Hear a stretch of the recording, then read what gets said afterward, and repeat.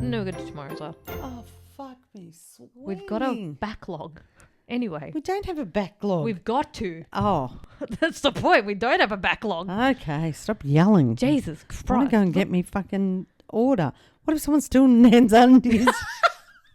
So we were fucking disappointed when they opened it. Won't they just? Good thing you didn't buy the one she wanted. I was thinking that. I thought, if it got stolen, it's only Mum's flannelette sheets, which I could go and get from Kmart. Yeah. Her undies, which would scare the fuck out of someone that opened them. And then the shoulder thing was the only. Yeah, that'd be the only. But even that was only like $20 or something, wasn't it? Anyway, But welcome anywho. to Mainly Murder with Meg and Mum. And Nan's undies. And Nan's Undies. I'm Meg. Yeah, I'm Mum. Many people compare this case to the murder of Anita Cobby. Oh, okay. Not just because of how much it shocked Australia, but because of the fear and outrage it left behind. In 1988, what should have just been a normal night out in Sydney turned into something absolutely terrifying, and before long, the entire country was following the story through the headlines. As more details came out, the case only became more shocking, and even now, it's still considered one of Australia's most haunting crimes. Today, we are diving into the murder of Janine Balding. No, never heard of her. No? I hadn't heard of this one either, really. Like, No, the name... But 88, I would have been, oh, fuck, I don't know, 22, wouldn't I? Yeah, sure.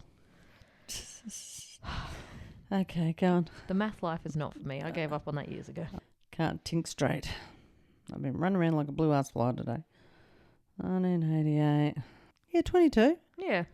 So Janine Kerry Balding was born on the 7th of October 1967. Uh-huh. Her parents were Kerry and Beverly Balding, who went by Bev. Janine had an older sister, Carolyn, a younger sister, Gail, and the baby of the family, her brother, David. She was described as a bubbly little girl, always having a laugh, and she always knew how to stand up for herself. Her parents said that they couldn't really remember a time when Janine wasn't smiling. They grew up in Wagga Wagga, New South Wales, and... So good they named it twice. Yeah. Mm-hmm. And left school in grade 10. She then moved across to Sydney when she got a job working as a teller at the Nutella. She got a job at Nutella. No, she was a teller. Oh, at teller. the State Bank of New South Wales on Aw, George Street. I used to have a bank account with the State Bank of Victoria. Oh, well, this was the Then State became Bank the Commonwealth Bank. of New South Wales Mm-hmm. on George Street in Sydney CBD. Mm-hmm, mm-hmm.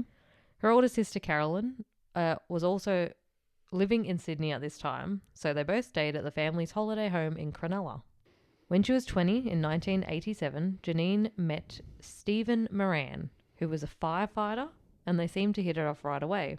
In April 1988, they got engaged, and they set the date for to get married in March of 1989. They'd also purchased a house... Hang on, what? What? What year did they get engaged? April 1988. Oh, sorry. For some reason, I thought it was 83, and you said they set the date for 89. They're I was like, like, look, Jesus long Christ, engagement. we'll just put 6 years on this, and we'll Yeah. just pin it and come back. I thought that was a big jump. That's what I was like, wake up, ask a question.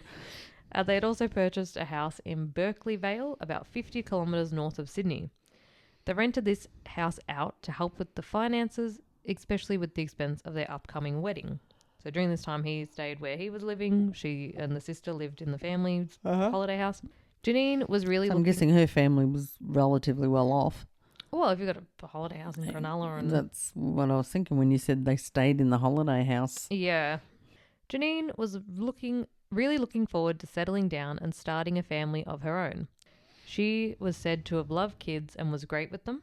It was at this time of her life where their friends were getting engaged or had gotten married or were having kids or have just had kids, like your 20s. Everyone's kind of doing shit. No, they're having sex, Megan. They weren't doing shit. They were having sex. They were all having sex. Hopefully not They were before all marriage. Gosh. Rootin' and tootin'.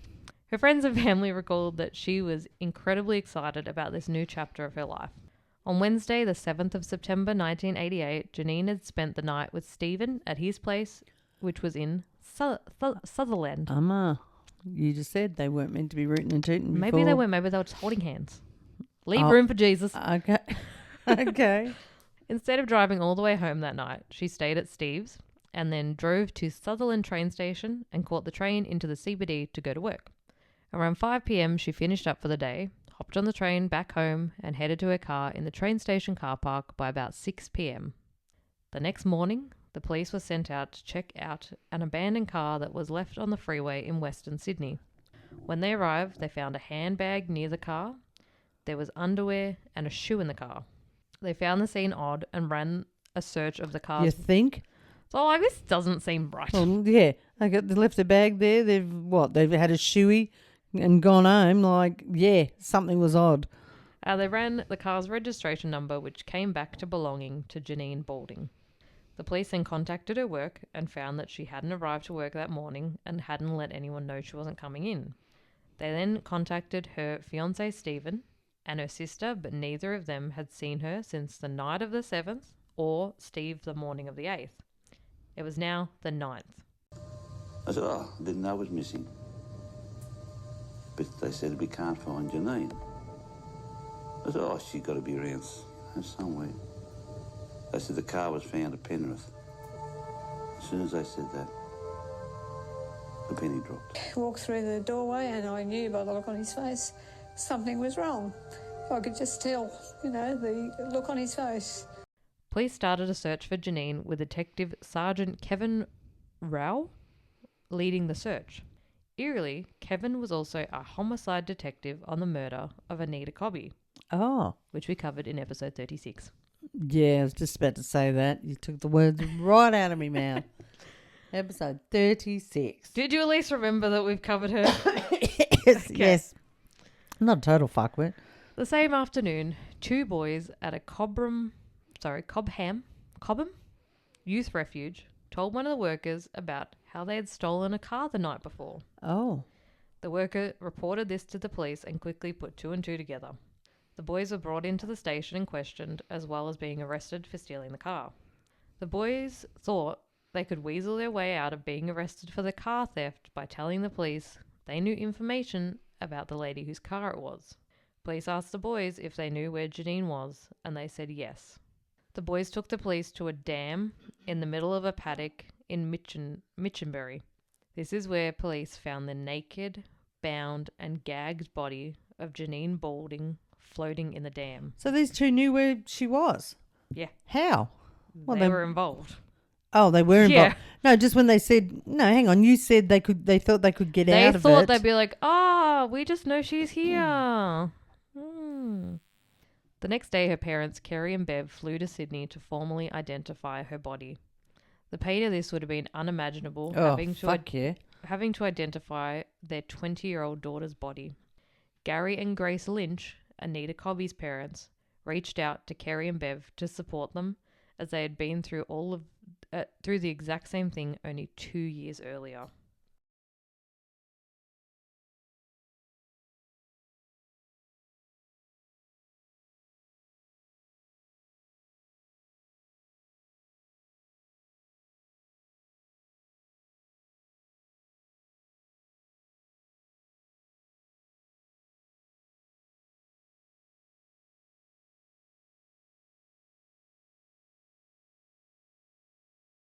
Janine's body was taken to the pathologist Peter Alice, who conducted her autopsy.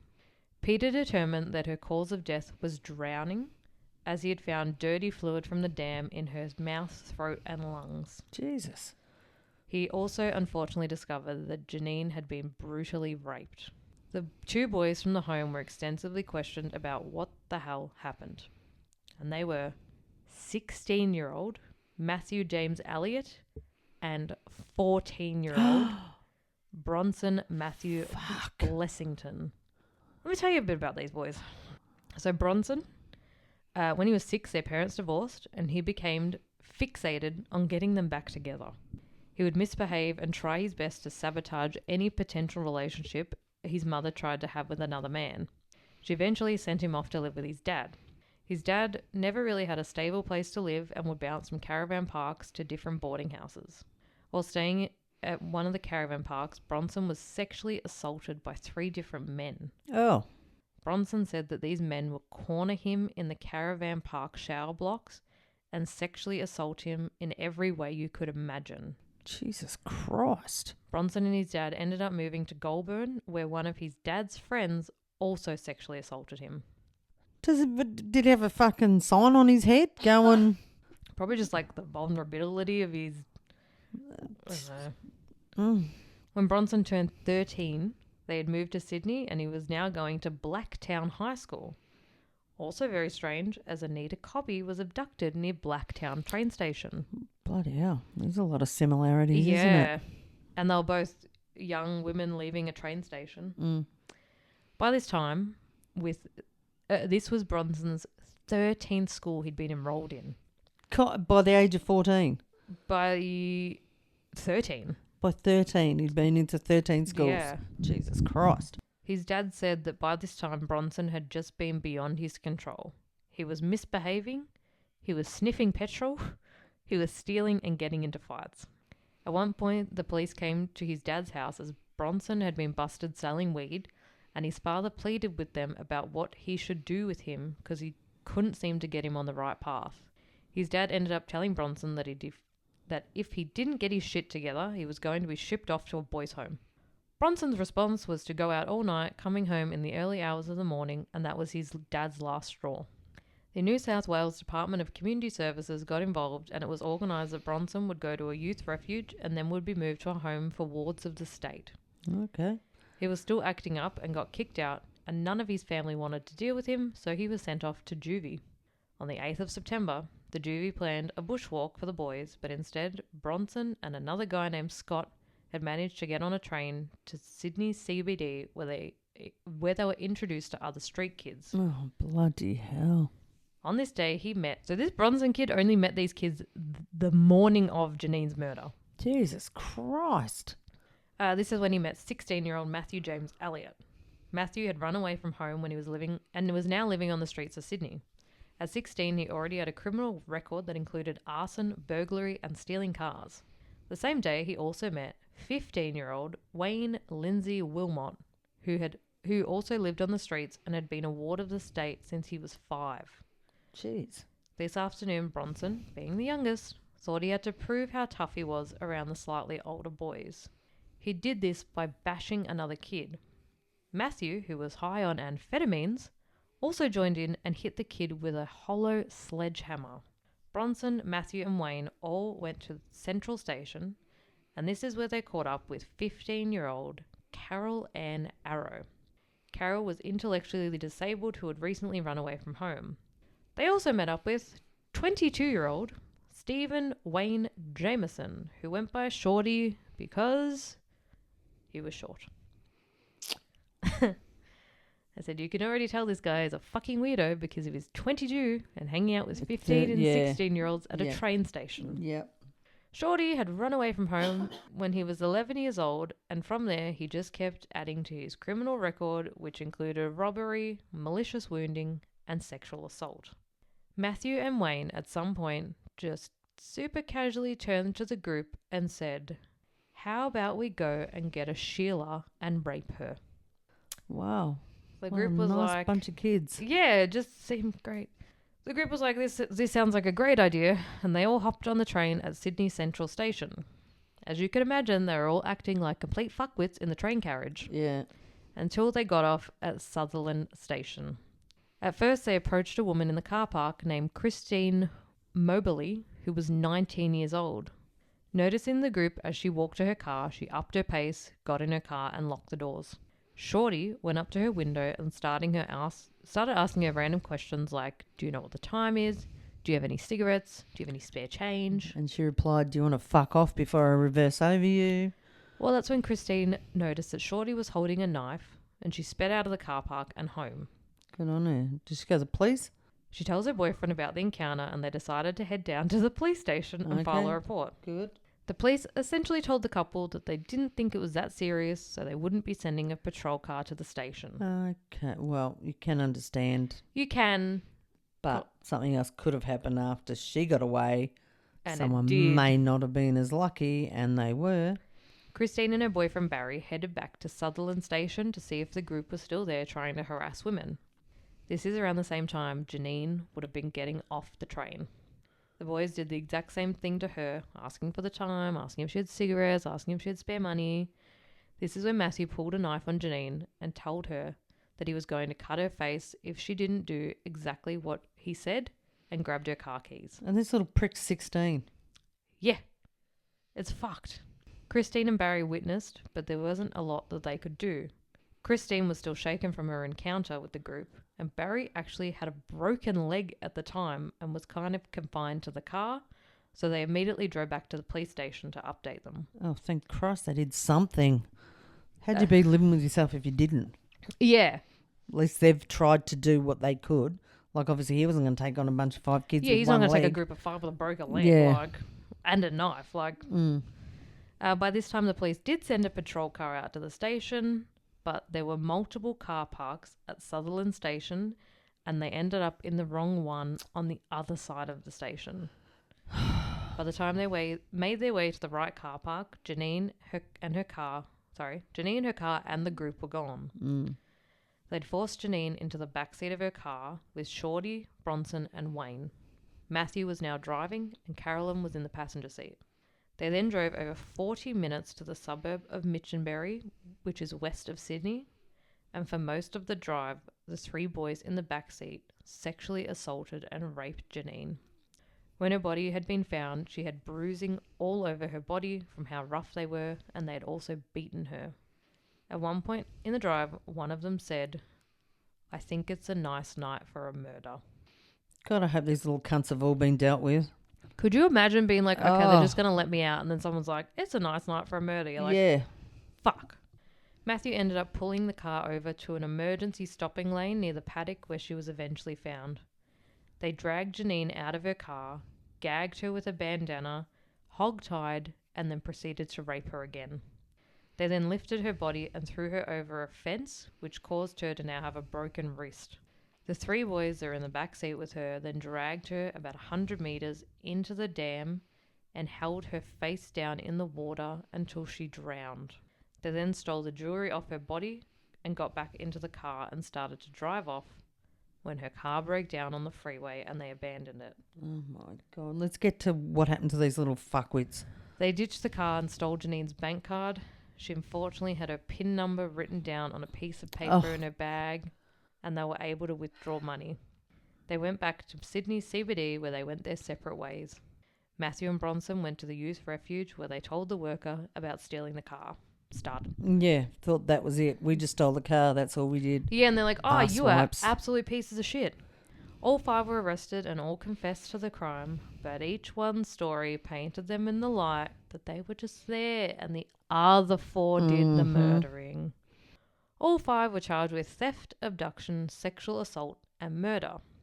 This was apparently the first case in Australian legal history that DNA was used in a case to secure a conviction. Okay.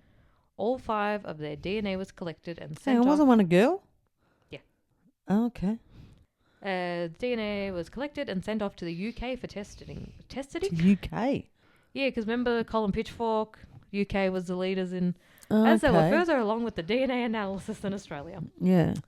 It came back that these kids were definitely involved in the abduction, rape and murder of Janine Balding.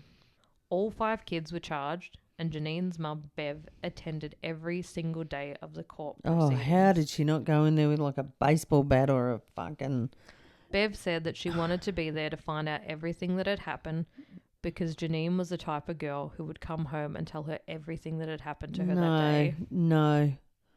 I thought that was it's very sad, but Yeah, no, you don't want to hear... I want to hear what's happened to the little fucking assholes that did it. Disgusting how her daughter, like the fact that she's dead, been raped. You know she's been dead. She knows she's been raped. She knows she was drowned. Yeah. That's all you need to know. Just I want to be there on the last day to fucking throw rocks at him. I was determined I'd go. I wanted to know what happened because Janine was the type of person that would come home and tell me everything that happened to her in her day-to-day life. And that was one of the reasons why I felt, no, I've got to know everything that happened.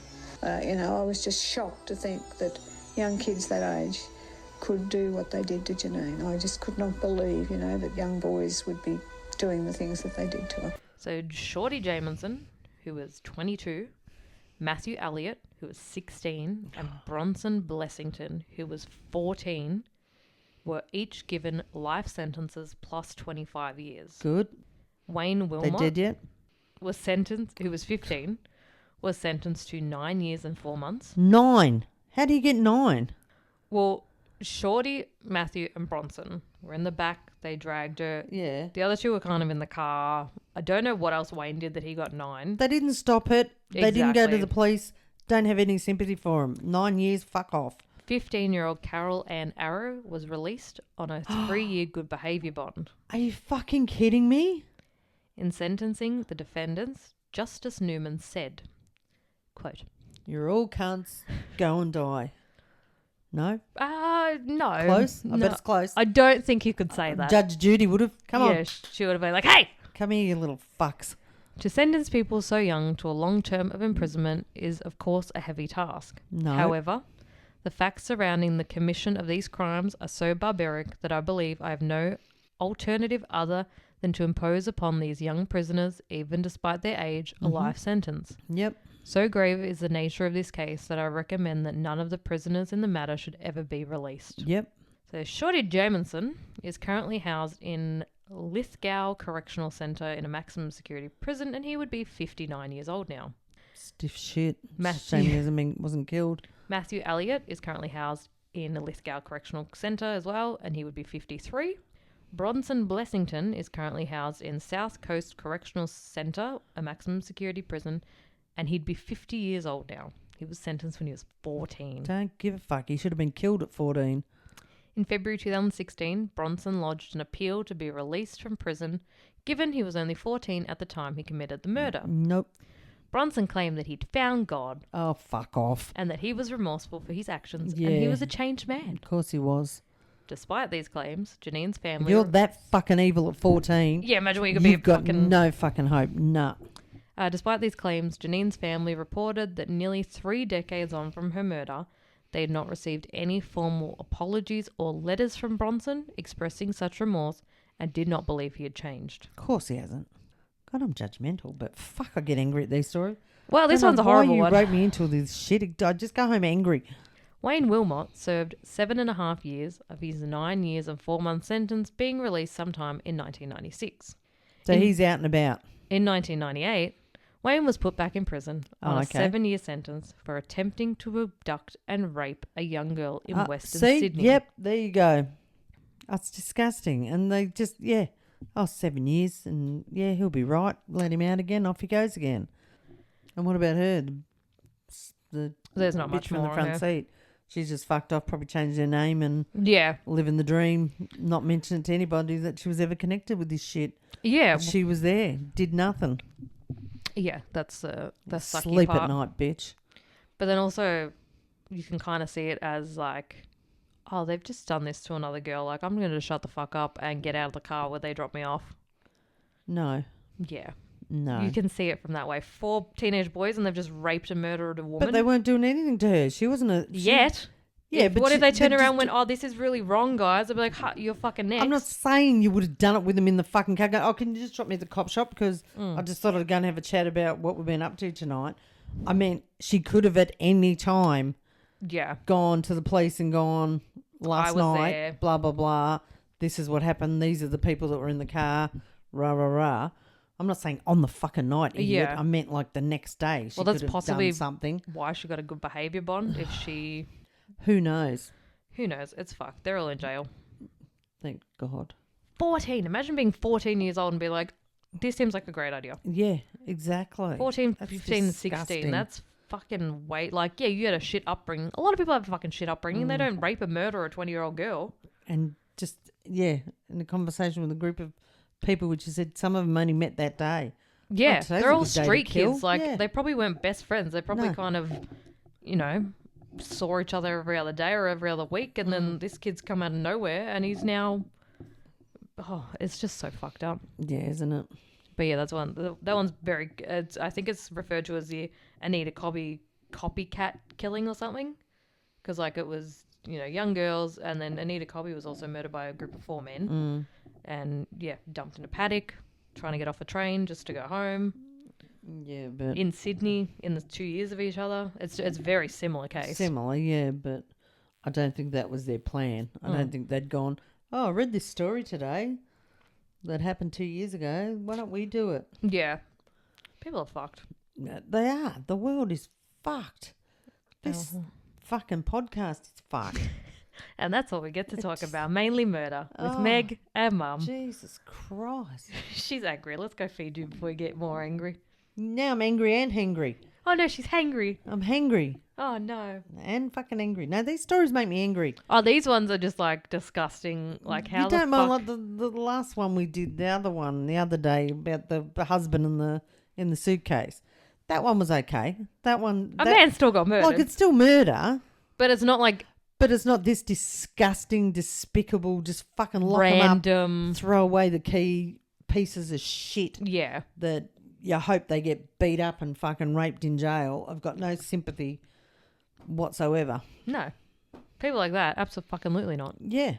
Fuck them. Whereas just normal murder cases, it just sounds like a episode of fucking Blue Bloods. It's like, Jesus oh yeah, I remember when Danny got that case and did that. But no, some of them just make me sick and angry. I don't know why you have me involved in this show. You're in the title. You're the mum Well, part. you can change the fucking title. Oh, what'd you say the other week? Megan herself. Yeah. Mainly murder with Megan herself. Yeah, you could just sit here talking to yourself, which you do half the time anyway. You're lucky I'm even awake. Anyway. Anywho. Thank you for listening. Thank you for listening. If you guys listen on Spotify, feel free to leave us a 5-star review. If you listen on Apple Podcasts, again, please feel free to leave us a 5-star review. Anything less than that, feel free to not do. Yeah, please don't. Keep your feelings to yourself. Yeah. Hands and feet in the vehicle at all times. Oh my God. Could join us on Patreon.